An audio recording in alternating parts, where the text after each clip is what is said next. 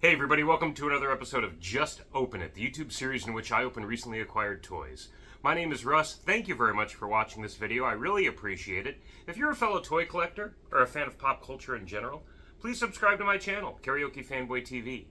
Every week I do open a recently acquired toy or collectible, and today I am opening, from Masters of the Universe Origins, Extendar, ordered through MattelCreations.com, Mattel's online ordering service for exclusive collectibles and toys. I'm recording this within the week I received Extendar. This is perhaps the fastest turnaround in any action figure ordering experience I've ever had, and I've seen online that that's been the case for a lot of other people that ordered this figure too. Sometimes the figure comes within a month.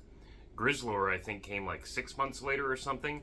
I don't really follow the logistics from like the ordering process to the fulfillment logistics. I really just want the toy that I order in a reasonable amount of time, and it doesn't get any more reasonable than the time frame in which this figure arrived. And considering it is Extendar, I would have accepted an extended ordering turnaround time just to kind of like fit the theme of the figure. But super happy to have him here. He is one of the Masters of the Universe OGs, and that is what I'm collecting primarily through the Origins line, this kind of modernization of those original Masters of the Universe figures from the 80s. Super excited to see what this guy is like. Some fun details on the box here. Cue dramatic box opening music. I don't have any music prepared, but I do have a blade with which to open this box, which is generally uncharacteristic of me to be this prepared for one of these videos. So let's get right into this thing and see what he is like. Rock-On and Cyclone were the last figures to arrive in this way, and I don't expect any surprises here. It should be very similar kind of packaging. So you have this little placement insert here, a little piece of cardboard, and here he is. So the box, trash, Mattel Creations. What surprises me about this figure right off the bat, there's a couple of things. I believe that if these figures were still at retail, this would have been, ooh, he's ready to get out of there.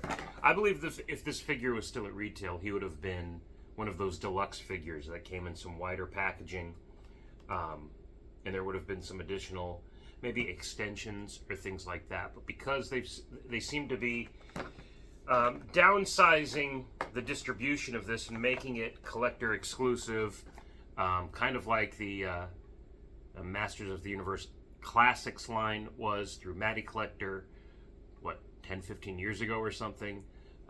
This is how it comes, very economically packaged. Beautiful box art on the back that's kind of reminiscent. I believe that Extendar pose is reminiscent of one of his appearances in the original mini comics.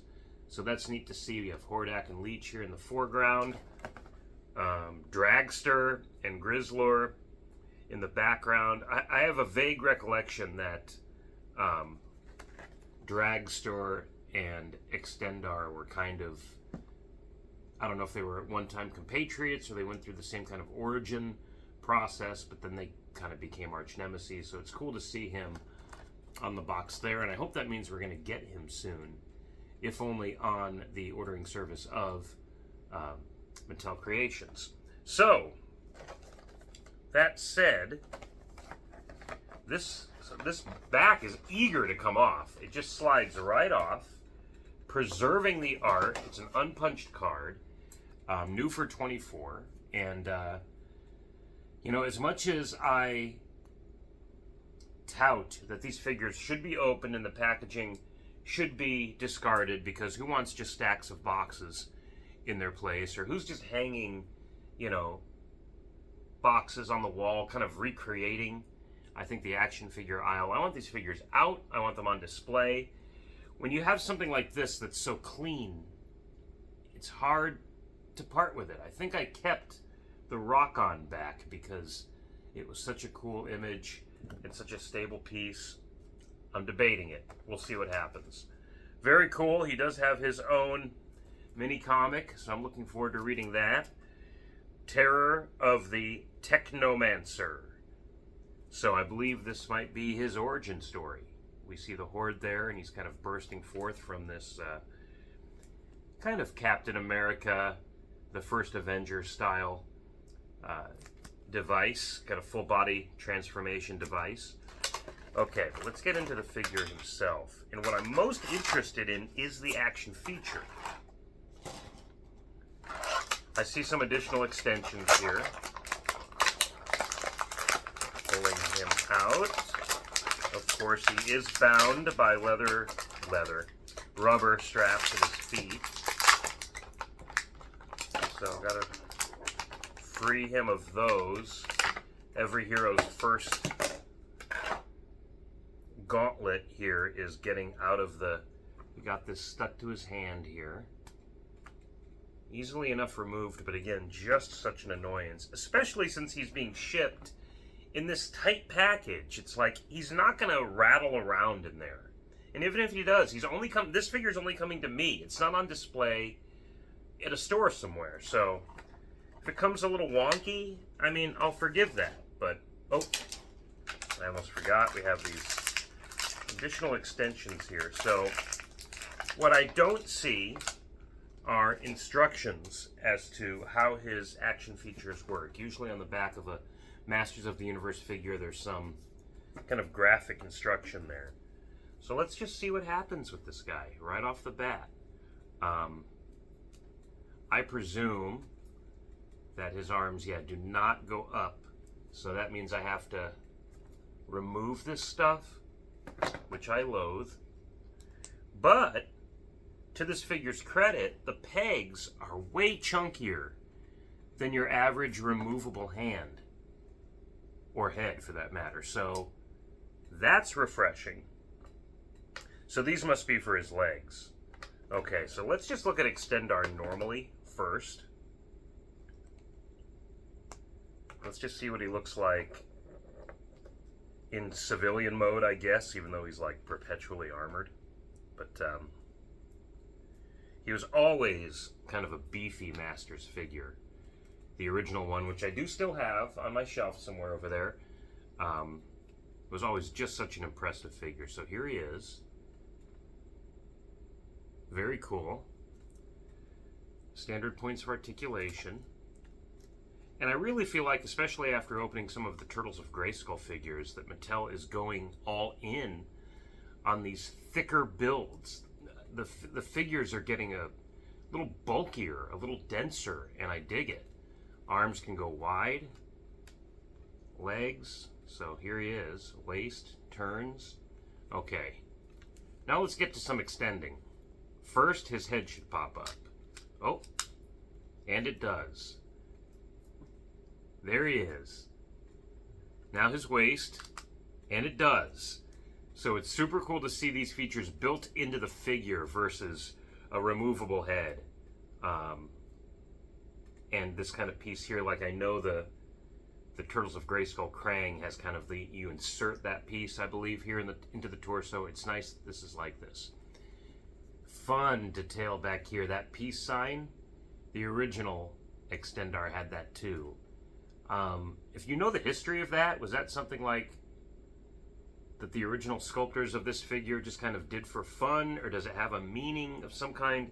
Maybe it's part of the spell that turns him from a bad guy to a good guy or something. I don't remember exactly, but okay, with that done, now let's get into the extensions. So to distinguish, some are curved and some are straight. I assume it doesn't matter which is which. The curved were already attached to the arms, so I'm going to stick with that motif for now. Though I do believe I saw a promotional image online where it looked like the curved extensions were in the legs, because he was kind of leaping over something. I'm not going to go that far in this video. Just going to kind of demonstrate that. And then the calves do easily remove.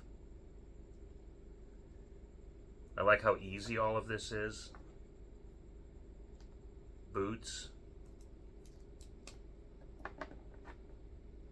Popping in.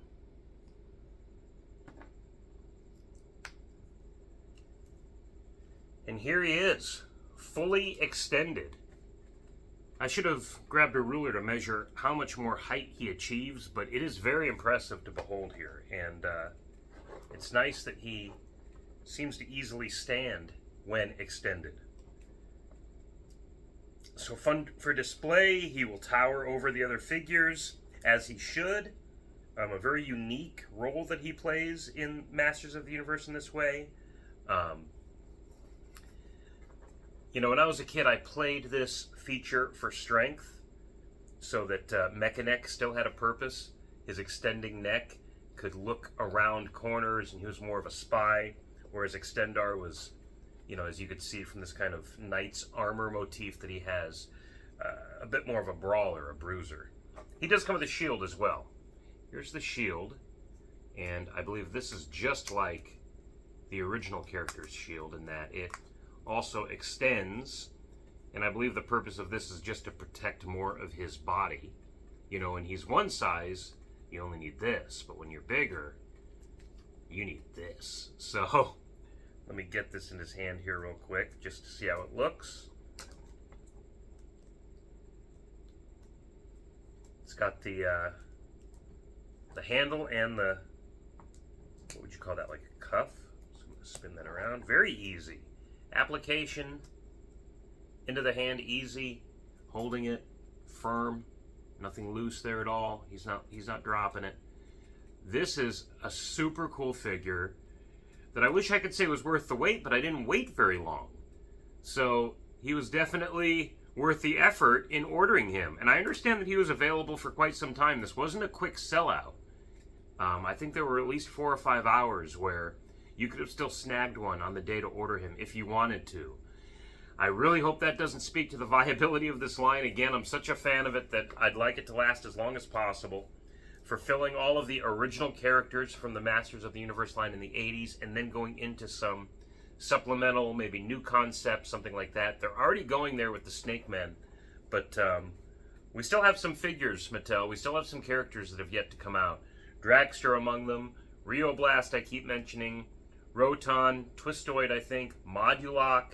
So we have a little ways to go before this line sees its end, I hope, both literally and then also kind of spiritually in its purpose for fulfilling the original Masters of the Universe line, modernizing these characters, making them cool, and as I keep saying, ideally appealing to kids, because look at this guy.